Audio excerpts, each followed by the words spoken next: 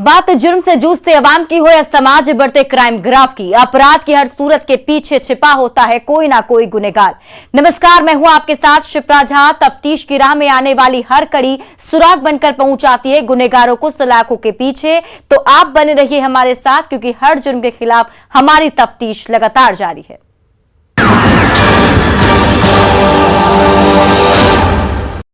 Virtual world की दुनिया बाहर से दिखने में जितनी खूबसूरत और रंगीन दिखती है, कहीं उससे ज्यादा खतरनाक उसके पीछे की सच्चाई है, जिसकी समझ तब होती है जब इंसान धोखा खाता है या उसके जाल में फंस चुका होता है। यह हम इसलिए बता रहे हैं क्योंकि आजकल के लड़के लड़कियों को सोशल साइट्स, फेसबुक और इंस्टाग्राम पर झट से किसी अजनबी से दोस्ती और प्यार हो जा रहा है। लेकिन यही प्यार जब जी का जंजाल बन जा रहा है तो मामला थाने तक पहुंच जा रहा है।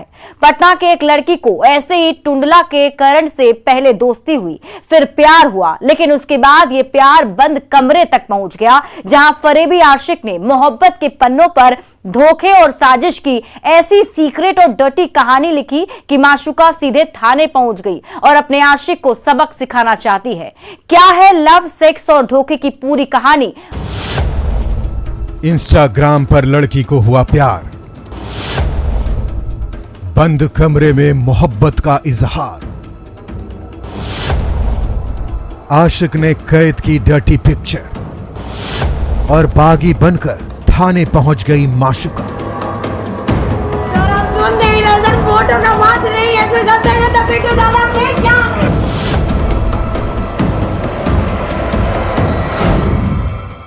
पटना के कदमकुआ थाने में पुलिस वालों पर गुस्सा दिखाती और रोती बिलखती इस लड़की की कहानी सुनेंगे तो आप भी दंग रह जाएंगे। इस लड़की का चेहरा हम आपको नहीं दिखा सकते हैं और ना ही इसका नाम बता सकते हैं, फोटो का बात नहीं है, वीडियो डाला आपने? क्योंकि मामला इसके और इसके परिवार के मान सम्मान से जुड़ा है।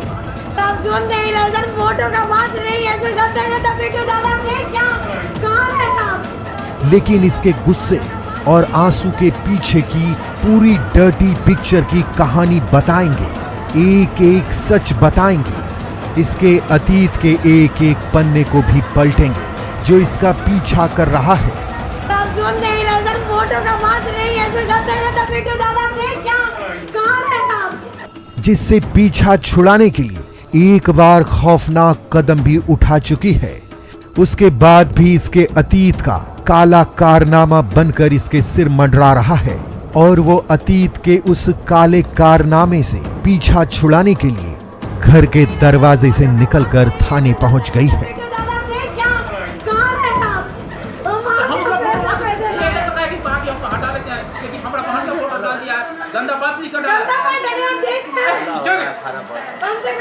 और पुलिस वालों पर गुस्सा दिखा रही है, अपनी आप बीती बता रही है और कह रही है कि हमें कुछ नहीं चाहिए, सिर्फ मेरा वीडियो डिलीट करवा दीजिए, नहीं तो इस बार हम ऐसा खौफनाक कदम उठाएंगे कि जिंदगी खत्म हो जाएगी।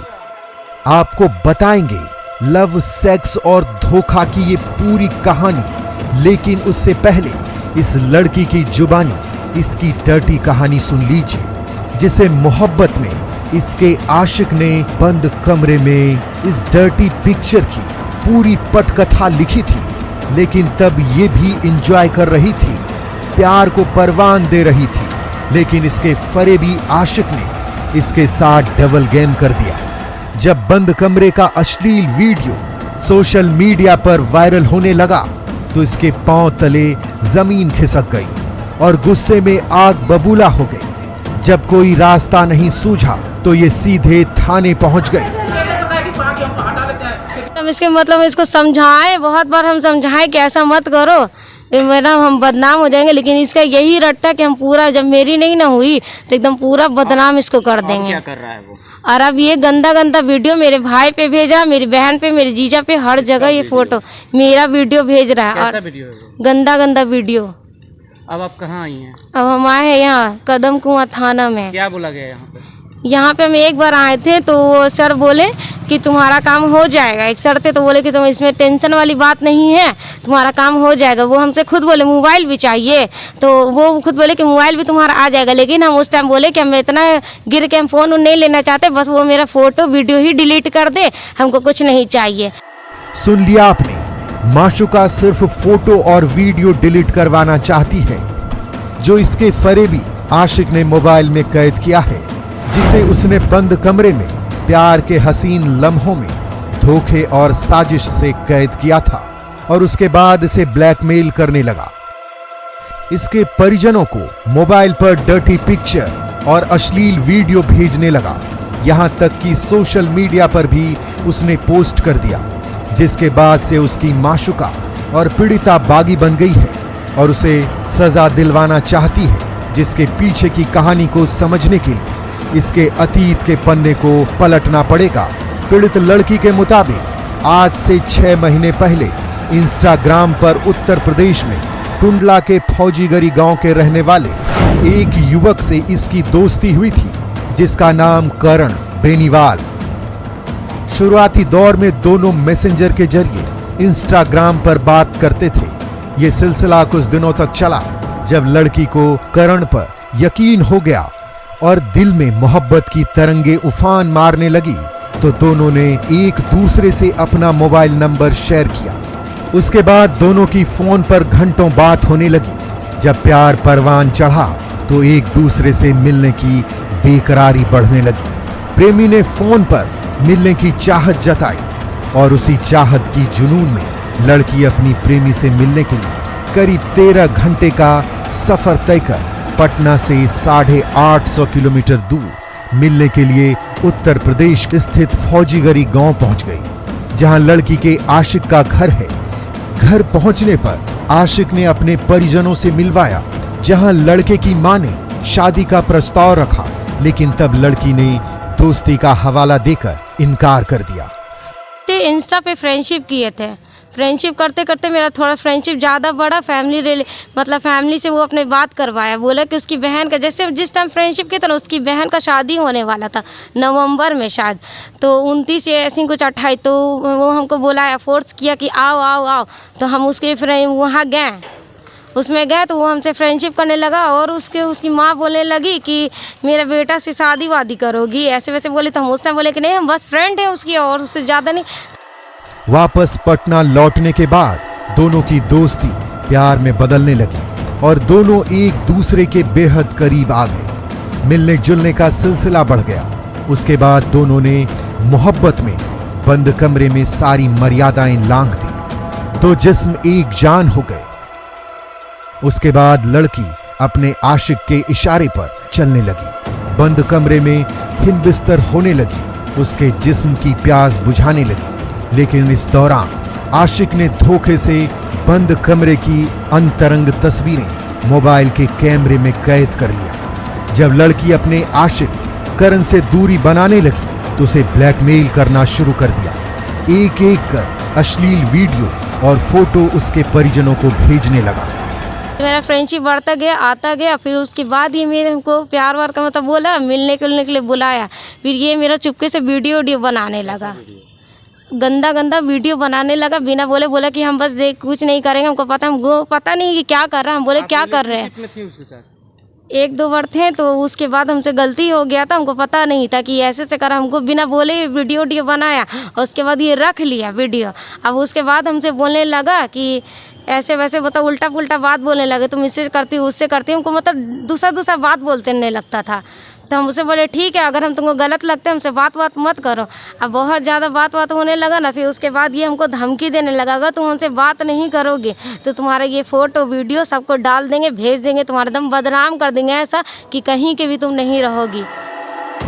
जब करण काफी परेशान करने लगा तो लड़की ने फोन पर बातचीत बंद कर दी, जिसके बाद करण दिल जला आशिक बन गया और इंटरनेट पर अश्लील तस्वीरें डालकर उसे मानसिक प्रताड़ना देने लगा। उसकी हरकतों से परेशान युवती ने एक बार खुदकुशी करने का भी प्रयास किया, जिसकी वजह से ये 3-4 दिनों तक पीएमसीएच में भर्ती रही। यह जानने के बाद भी आशिक करण का दिल नहीं पसीजा और वह परेशान करने लगा और वो लगातार उसे परेशान करता रहा।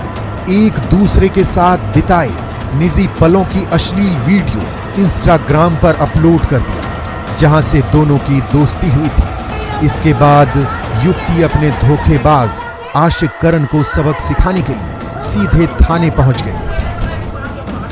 लग रहा है कि इसके चक्कर में हम एक बार सुसाइड किए थे पीएमसीएच में, तो भर्ती थे वहाँ, फिर वहाँ भर्ती थे 3 से 4 दिन तक। फिर उसके बाद अब हमको इतना ये लग रहा है कि हमको, मेरा मन करता है कि हम दोबारा सुसाइड ऐसा कर ले कि बचे भी नहीं।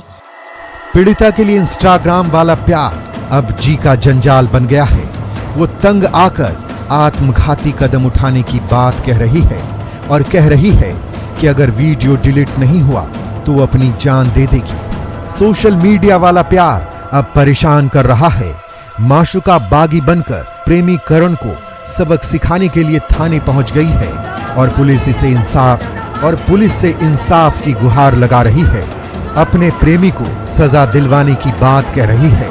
ऐसे में देखने वाली बात यह है कि पुलिस मामले में क्या कदम उठाती है, लेकिन जिस तरह से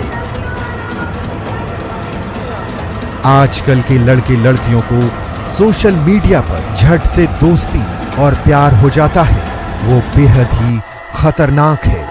मोहब्बत के दीवानों के लिए एक सबक है। ऐसे में जरूरत है वर्चुअल वर्ल्ड वाले प्यार से बचने की, मोबाइल के 6 इंच वाली रंगीन स्क्रीन की दुनिया से दूर रहने की, नहीं तो अंजाम बुरा होना तय है, जैसे इस लड़की के साथ हुआ है। इसलिए सोशल साइट्स पर प्यार करने से पहले सोच समझकर कदम आगे बढ़ाएं। न्यूज़ 18 के लिए पटना से संजय कुमार के साथ ब्यूरो रिपोर्ट। वो शादीशुदा था लेकिन दिल फेक था। उसे दिलों से खेलने की आदत थी। मोहब्बत की इसी जुनून में उसने मर्यादा की सीमा लांघ दी और अपनी साली को दिल दे बैठा। उसके बाद परिवार में इश्क का जहर फैलने लगा और हंसता खेलता परिवार बर्बादी की ओर बढ़ने लगा। पति पत्नी के रिश्तों में खटास आने लगी। इसी बीच दिलदार देवानंद अपनी साली ममता को लेकर फरार हो गया। वापस लौटने के बाद दोनों ने इश्क वाला जहर खा लिया और खत्म हो गई दो जिंदगी, जो अब मिस्ट्री बन गई है। जीजा साली की झोपड़ी में मिली लाश, संदिग्ध हालत में शव मिलने से हाहाकार। लड़की भगाने में उस्ताद था देवानंद।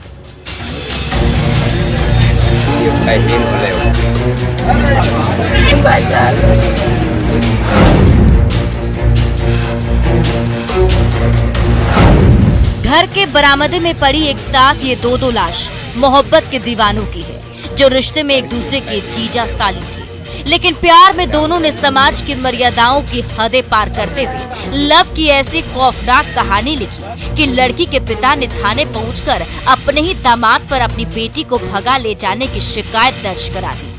लेकिन अचानक दोनों की भागलपुर जिले में सड़क किनारे बनी एक झोपड़ी में लाश मिली। जब राहगीरों की दोनों पर नजर पड़ी तो शव मिलने की खबर जंगल की आग की तरफ फैल गई।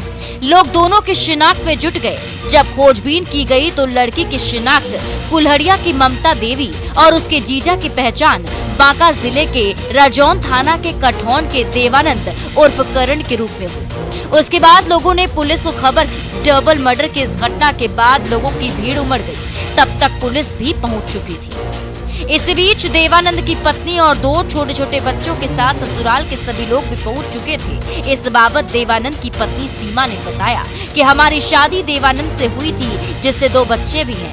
हम सभी दिल्ली में रहते थे, लेकिन इसी बीच मेरी छोटी बहन से प्यार करते करते उसे भी लेकर मेरा पति दिल्ली मेरे पास आ गया। बहन को दिल्ली लाने के बाद गुस्से में मैं बच्चों को लेकर भागलपुर आ गई और यहाँ आकर किसी तरह अपना और बच्चों की परवरिश कर गया था, लगा था हम बीमार थे दिल्ली में, तो मेरा बहन को लेगा और फिर हम सही हो गए। बोले कि बहन को वापस कर दो मम्मी पापा के पास, लेकिन मेरा आदमी ना सुना। बोला कि अच्छा तुम ही चल जा, हम इसको याद हमको सासे मारे भागलपुर आ गए अकेले दोनों बच्चा को लेके। सही सुना आपने, इसी बीच 8 अक्टूबर यानी शनिवार के दिन देवानंद और ममता दिल्ली से भागलपुर लौट आए, जहां देवानंद की पत्नी सीमा अपने बच्चों के साथ रहती थी। भागलपुर आने के बाद दोनों ने खाना खाया और सो गए। सुबह होने के बाद पत्नी सीमा काम पर चली गई। जब वापस लौटी तो देखा कि दोनों तड़प रहे थे और बचाने की गुहार लगा रहे थे। इसी बीच इलाज के अभाव में दोनों की मौत हो गई। उसके बाद क्या हुआ? आई तो आया, अच्छा से खाना पीना खाया, बात विचार किया, हम घूमते चल गए। ये लोग क्या किया ना किया पता। मौत आते आते बोलता हमको बचा लो, बचा लो, हम जहर खानी है, बचा लो।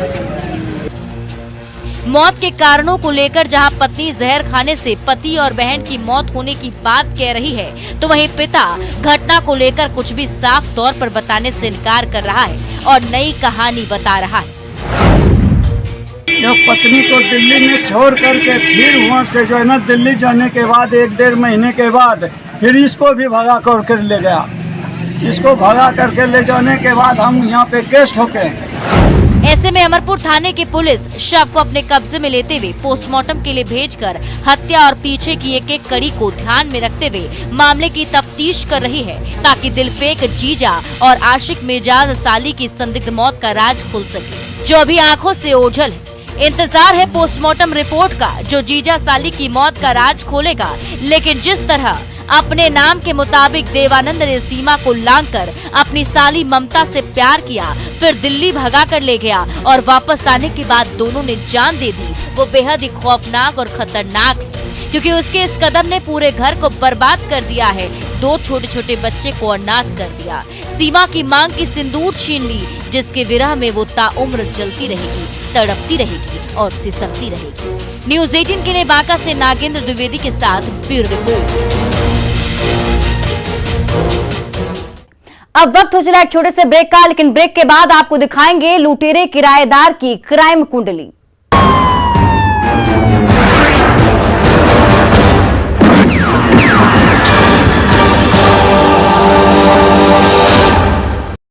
ब्रेक के बाद एक बार फिर से आपका स्वागत है।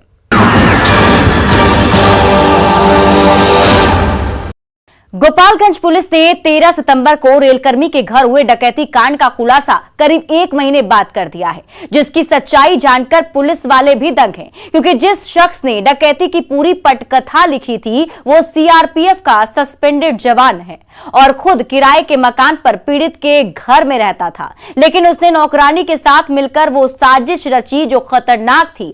अगर आपके घर में किराएदार रहते हैं तो आपको हमारी ये खबर जरूर देखनी चाहिए, क्योंकि ये खबर आपको सावधान करने वाली है, क्योंकि किराएदार ही लुटेरा निकला है। देखिए इस रिपोर्ट में।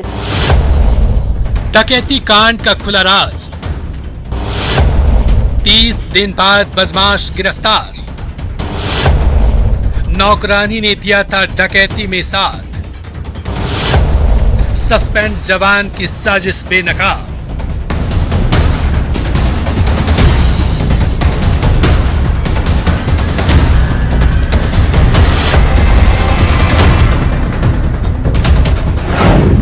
गोपालगंज पुलिस की कस्टडी में हाथों में हथकड़ी और गमछे में चेहरा छिपाए दिख रहे इन बदमाशों के खौफनाक कहानी सुनेंगे तो दांतों तले उंगली दबाने को मजबूर हो जाएंगे। जैसे पुलिस इन 5 की गिरफ्तारी के बाद दंग है, क्योंकि सभी पर डकैती की वारदात को अंजाम देने का आरोप है। 13 सितंबर 2022 को गोपालगंज जिले के नगर थाने के आजाद नगर मोहल्ले में सभी ने एक बड़ी डकैती की वारदात को अंजाम दिया था, जिसके बाद पीड़ित ने नगर थाने पहुंचकर डकैती की वारदात की शिकायत दर्ज कराई थी, जिसे आधार बनाते हुए पुलिस ने तफ्तीश शुरू कर दी। जब पुलिस ने मकान के बाहर लगे सीसीटीवी कैमरे को खंगालना शुरू किया तो कुछ संदिग्ध लोगों की गतिविधियां दिखाई दी। उसके बाद पुलिस ने जांच तेज कर दी और सभी को करीब 1 महीने बाद दबोच ली। हाथों में हथकड़ी लगी है तो होश फाकता है, वरना ये कहीं किसी और बड़ी वारदात को अंजाम दे रहे होते, पुलिस को मुंह चिढ़ा रहे होते। लेकिन इस बार इन बदमाशों का दांव उल्टा पड़ गया और सभी लूट की वारदात के बाद पुलिस की जाल में फंस गए। पुलिस ने इन गैंग के सरदार को भी गिरफ्तार किया है, जिसकी सच्चाई जानकर पुलिस भी सन्न है, क्योंकि इन बदमाशों के गैंग का संचालन कोई और नहीं बल्कि खाकी की वर्दी पहन चुका सीआरपीएफ का सस्पेंड जवान है, जिसका नाम मोहम्मद असलम है, जो अब पुलिस की गिरफ्त में है। इसी ने डकैती की पूरी स्क्रिप्ट लिखी थी और नौकरानी की मदद से उसे अंजाम तक पहुंचाया था। सुनिए। प्लान नौकरानी के थ्रू बना था। कौन कौन थे उसमें? जी, कौन कौन थे प्लानिंग में? एक नौकरानी थी, एक हम थे। तो कैसे अंदर घुसे, कहाँ से हथियार मिला था? हथियार मेरे पास नहीं था। अंदर कैसे घुसे थे? प्लान कैसे बनाया? हम अंदर नहीं घुसे थे, हम बाहर थे। बाकी लोग अंदर कैसे घुसे? रेलिंग से घुसा था। सुन लिया आपने। तस्वीरों में दिख रही इसी महिला के साथ मिलकर इसने डकैती की वारदात को अंजाम दिया था, जो आजाद नगर मोहल्ले के रहने वाले पीड़ित रेल कर्मी मोहम्मद सागिर आलम के घर में बतौर नौकरानी का काम करती थी, जिसका नाम अंजुम आरा है। इतना ही नहीं, डकैती की वारदात के बाद ये छलिया बनकर पूरी कहानी भी बताई कि कैसे कैसे बदमाश आए और बंधक बनाकर लूट ले गए। बंदूक के साथ अवेलो ओकरा बाद से उनका के मरवन, ओकरा बाद से हमरा के मरवेलो, ओकरा बाद से हमनी के दोनों जना के बांध के पूरा पैसा लेके गहना लेके वो रूम में उनका के बांध के, ए रूम में हमरा के बांध के जाके पूरा केवाड़ी वाड़ी बंद गईत गइल बेलो, बंद करत गइल बेलो।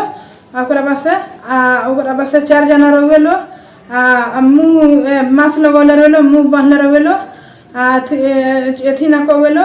ओकरा बाद से उमें जाके उमें उतर गइल बेलो।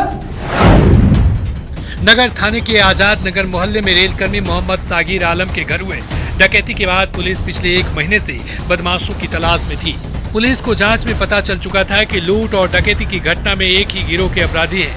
उसके बाद पुलिस ने पूरे घटना की फॉरेंसिक जांच कराई और आसपास में लगे 1 दर्जन से ज्यादा सीसीटीवी कैमरे की फुटेज खंगालने के बाद बदमाशों की पहचान की और टीम गठित कर चिन्हित किए गए बदमाशों की गिरफ्तारी के लिए जाल बिछानी शुरू कर दी। गतिविधियों पर नजर रखने लगी। इसी बीच पुलिस को भनक लगी कि सभी बदमाश किसी बड़ी घटना को अंजाम देने के लिए नगर थाना क्षेत्र के बितभैरवा गाँव में पहुंचे हैं। सूचना मिलते ही पुलिस फौरन एक्शन में आ गई और उक्त जगह पर पहुंचकर घेराबंदी करते हुए सभी 5 बदमाशों को गिरफ्तार कर ली। कहीं ऐसी घटना कारित करने के लिए लोग निकलने वाले हैं। टीम ने चारों तरफ से घेराबंदी की, जिसमें से 5 अपराधियों को पकड़ने में सफलता प्राप्त की। इस पूरी घटना में लगभग 7 लोग थे टोटल, जिसमें से 5 की गिरफ्तारी कल हुई है, 1 फरार है और 1 व्यक्ति चंदन नाम है जिसका, जो कि घटना में प्रयुक्त बाइक के साथ 30